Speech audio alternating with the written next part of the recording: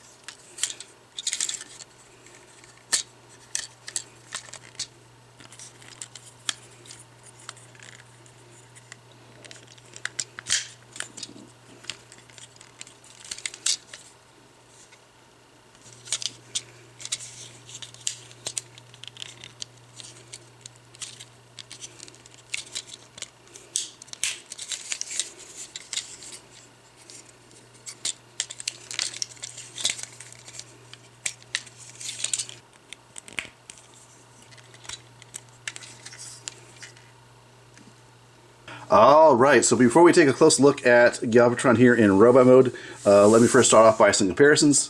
Here is the Titan's Return Galvatron, which had two problems in my opinion. One being that the head sculpt was compromised by the Titan Master or Headmaster gimmick, so that looked terrible.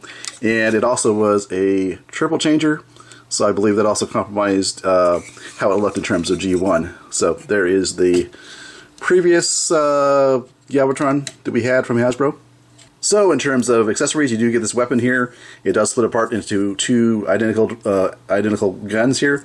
I mean, if you wanted to, you could place them in each of Galvatron's hands. But of course, they can also be combined and placed in Galvatron's hand like so. Alright, so here is the Matrix of Leadership, aka Galvatron's Bling. So you can see the chain is actually cast of solid plastic and does place nicely around his head. And the actual matrix itself is nicely detailed, nicely painted. Of course, you get the signature cannon that goes on Galvatron's right arm. So next up, let's take a look at articulation. So the head appears to be on some type of ball joint, so there is a wide range of posability at the neck. Same goes with the joint at the shoulders. Swivel at the bicep. You've got a double bend at the actual elbow. Swivel at the wrist. Waist articulation is present. Legs can go all the way back, all the way forward, and all the way out to the side. Swivel at the thigh, and just a 90-degree bend at the knees. And Finally, you do have the ankle pivot like this. Basically allows you to place the figure in a wider stance and still allow the feet to actually be flat on the surface that he's standing on. So that is all good there. Again, the head sculpt is phenomenal, looking awesome. I do like the shoulder pauldrons or shoulder armor here. Really nice, really iconic for the look of G1 Galvatron. So I'm glad that was part of the design. Really happy to see that. Looking at the chest, nice Decepticon symbol.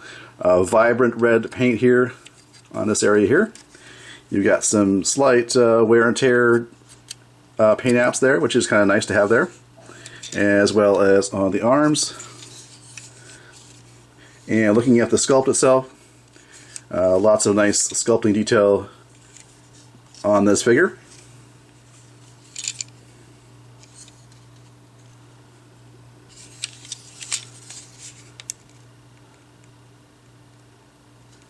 Alright, well thank you for watching this review. Definitely recommend you pick this figure up if you can. It's been out for a while, so I don't know what the availability is like, but if you have the means and don't have the figure yet, I would highly recommend you pick him up, because he's definitely a nice homage to the Generation 1 character, and as well as the Generation 1 toy itself, in certain aspects. But yeah, definitely a nice Galvatron. Again, we had the Titans Return one, we've had third-party ones, but finally we have a nice Hasbro Galvatron. Alright, thank you guys and gals for watching, and I'll catch you guys and gals later.